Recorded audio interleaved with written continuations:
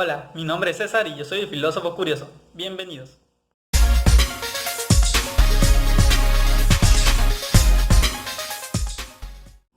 Hola, hoy vamos a iniciar con un tema que es elemental en cualquier canal que hable de filosofía. Para los que ya leyeron la miniatura, para los que no, pues estamos hablando de qué es la filosofía.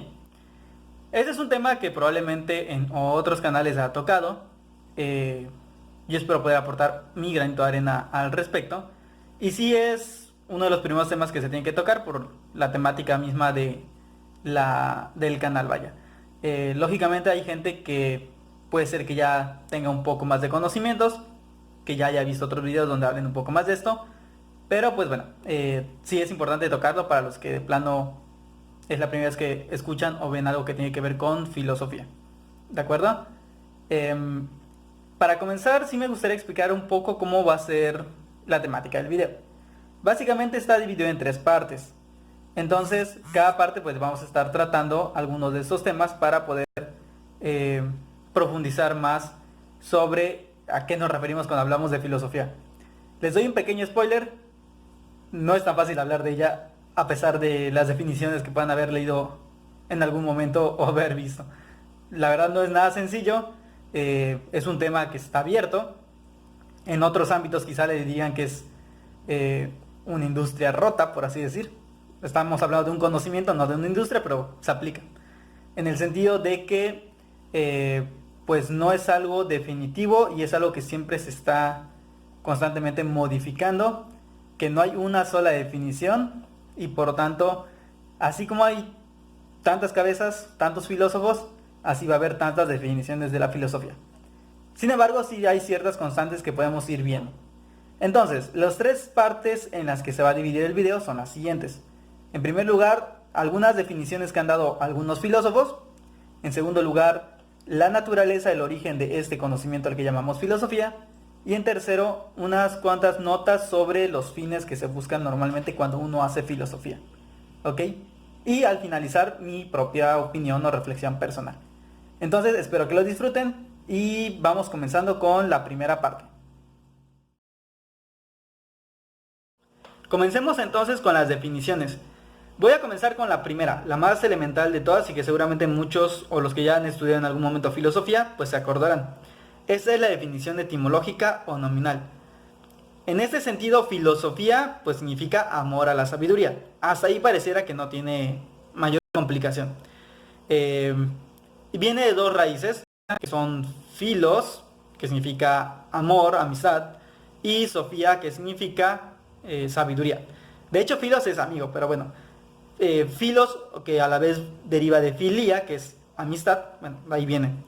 Estas dos palabras tienen un poco más de profundidad.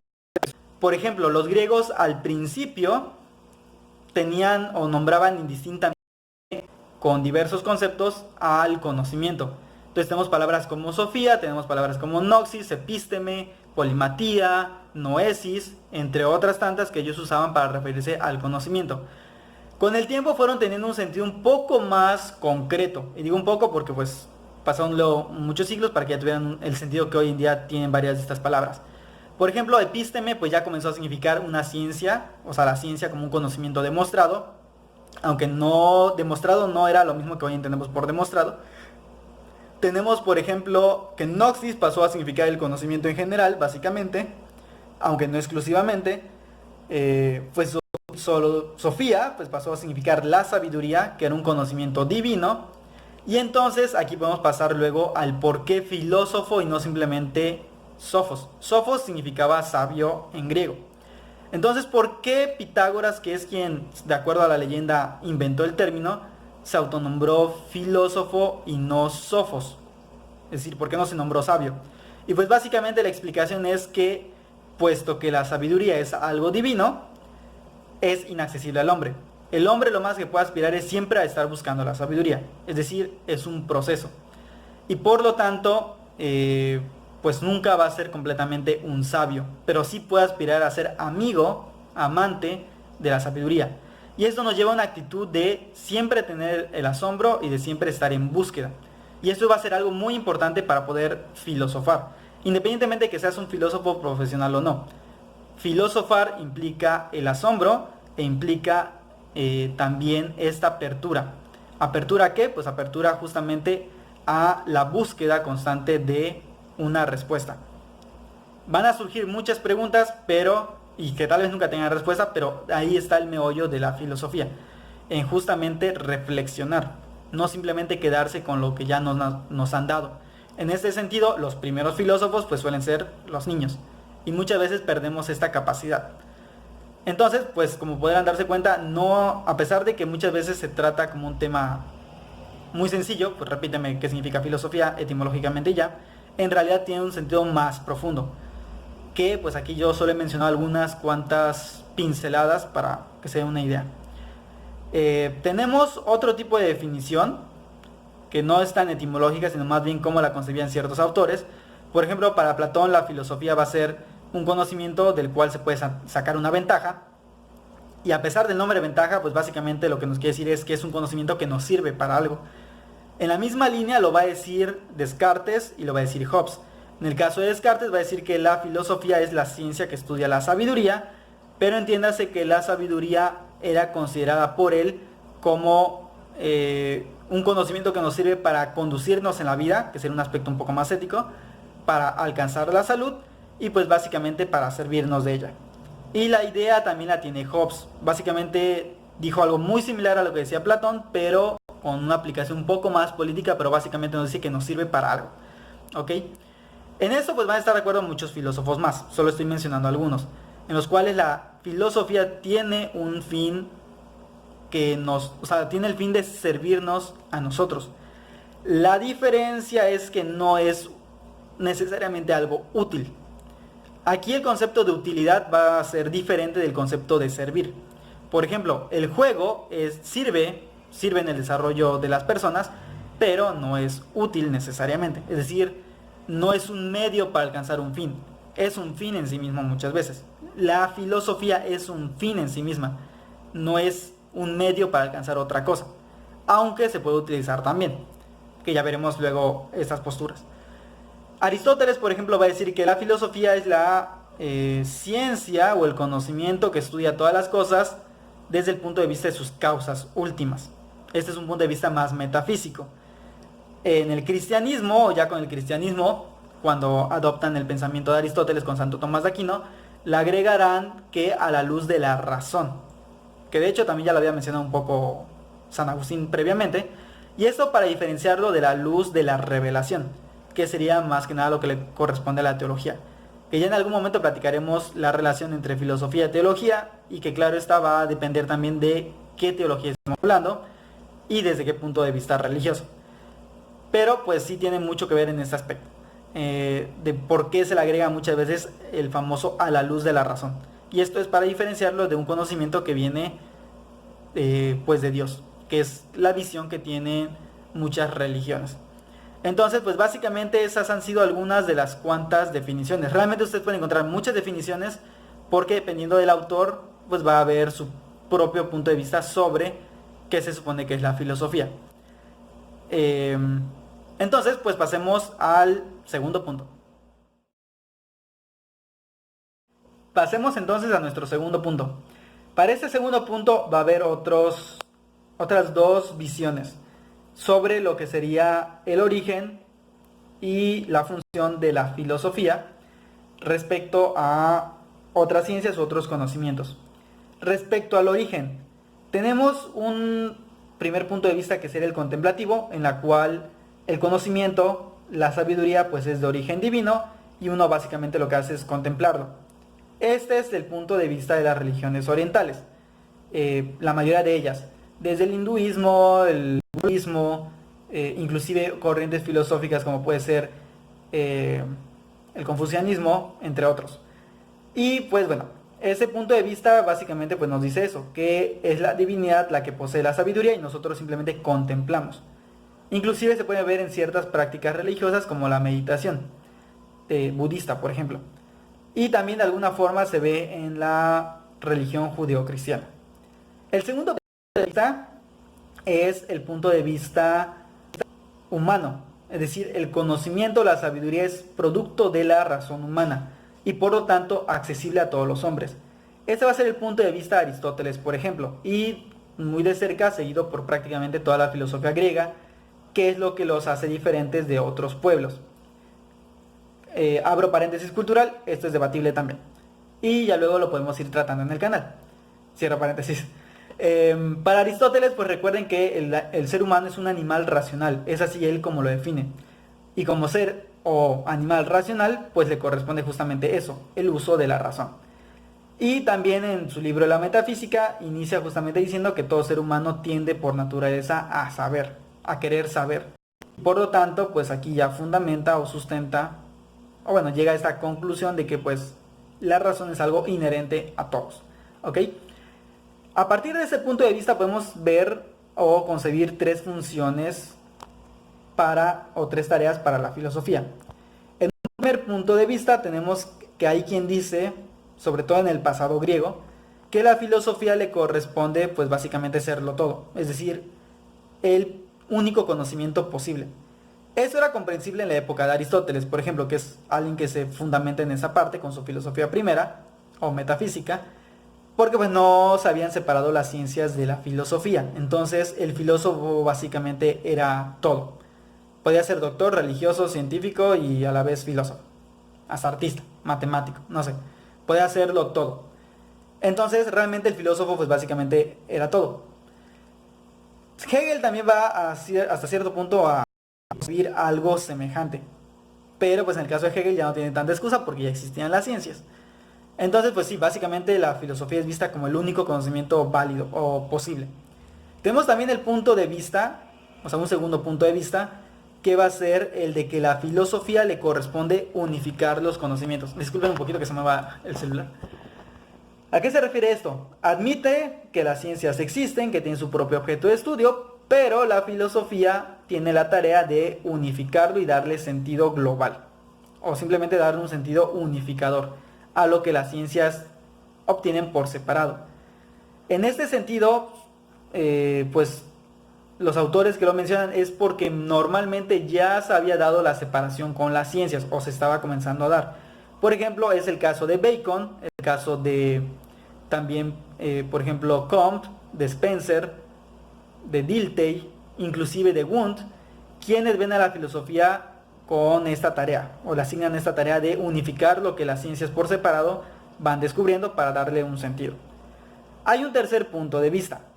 El tercer punto de vista es que la filosofía debe ser crítica. Y no me refiero a crítica de estar criticando.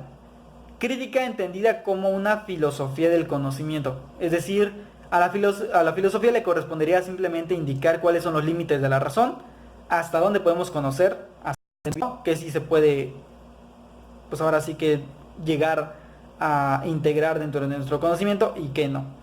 Básicamente pues vas a ser un poco más metodológica y limitante en ese aspecto. Y pues va a ser el punto de vista de, por ejemplo, John Locke, de Immanuel Kant y también de Wittgenstein. Wittgenstein pues es un poco más contemporáneo. Como tercer punto tenemos cuáles son los fines de la filosofía. Para entender los fines hay que también comprender que aquí hay dos puntos de vista más, que tienen mucho que ver con los que ya hemos mencionado anteriormente. Esto es, un primer punto de vista, que la filosofía tiene una finalidad contemplativa. Esa es la finalidad. La filosofía simplemente tiene la finalidad de conocer, de contemplar la verdad, de emitir teorías y hasta allá. El segundo punto de vista, como se imaginarán, es completamente lo contrario. Es decir, afirma que a la filosofía le corresponde ser un instrumento de cambio. Este punto de vista, que por cierto es con el que estoy un poco más de acuerdo, no porque el otro es al contrario, por cierto, pero ahorita doy mi opinión personal, ya me estoy adelantando un poco. Bueno, la filosofía como instrumento de cambio es algo que se puede percibir, deducir, leer a partir de conocer, por ejemplo, la historia o lo que hacían los siete sabios. Los siete sabios pues fueron algunos sabios griegos, o que le llamaban sabios, de los cuales Tales de Mileto, que es el primero que se considera filósofo, pues también era parte de ellos, pero que básicamente era que la sabiduría tenía que servir para algo y ese algo era normalmente aplicado a la ciudad, a lo político, a lo ético, sobre todo en esos dos aspectos, y es donde se va a ver más reflejada esta aplicación.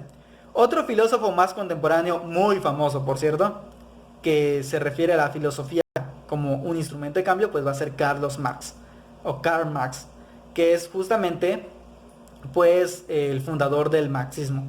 ¿Qué es lo que nos va a decir él? Pues básicamente que los filósofos se han dedicado a interpretar el mundo, pero lo que se trata pues es de cambiarlo, no simplemente de interpretarlo.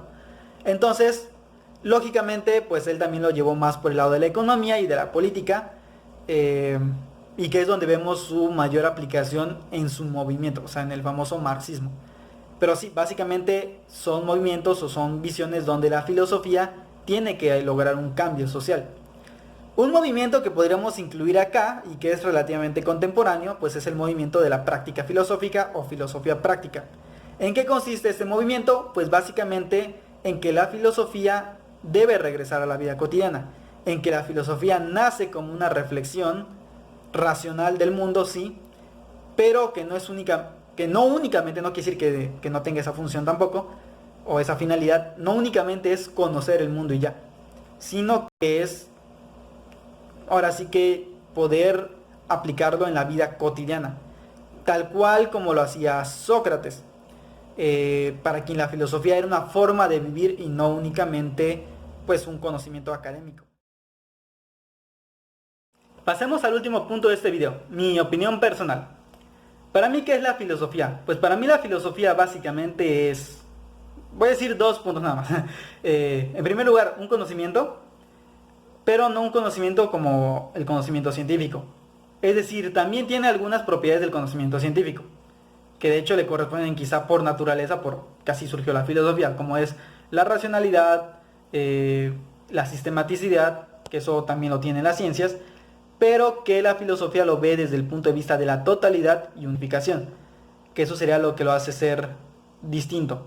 El que no ve una parcelita o una parcelota, dependiendo del tamaño de la ciencia o de su objeto de estudio, sino que lo trata de ver en su totalidad y que aparte lo trata de unificar y que por lo tanto tiene las funciones que de alguna forma ya mencionamos anteriormente. Es decir, por un lado es un conocimiento general, unificador, profundo, como diría Aristóteles, pero por otro lado, a la vez de que hace esto, también es, también tiene la función de alguna forma tomar lo que los demás conocimientos, porque ahorita me he mencionado mucho de la ciencia, pero realmente no solamente de la ciencia, puede tomar del arte, puede tomar de la religión, puede tomar de otros conocimientos, inclusive el conocimiento cristiano, y darle un sentido y una integración. Entonces, desde ese punto de vista, para mí eso sería la filosofía. Si es un conocimiento, si tiene su propia forma de hacer las cosas, que es este punto de vista más profundo, y racional, sistemático, totalitario, no totalitario en el sentido negativo, sino que se refiere a la totalidad, y a la vez esta función unificadora de tomar lo que otras ciencias han dado y darles un sentido pues un poco más amplio, sin necesariamente tener que entrar en pelea con ellas o de otros conocimientos. Por eso he mencionado otros, que a veces creemos que la filosofía solo tiene relación con la ciencia, pero no tiene relación con el arte, con la ciencia, con la vida cotidiana. En un segundo momento, para mí la filosofía es una forma de vida. ¿En qué sentido? En el sentido de que no solamente es generar conocimiento, contemplar conocimiento, como dirían algunos de los puntos que hemos tratado, sino que se trata de poder hacerlo tuyo, de aprehender. En ese sentido, aprehender con H intermedia es abstraer de la realidad algo y hacerlo parte de mí.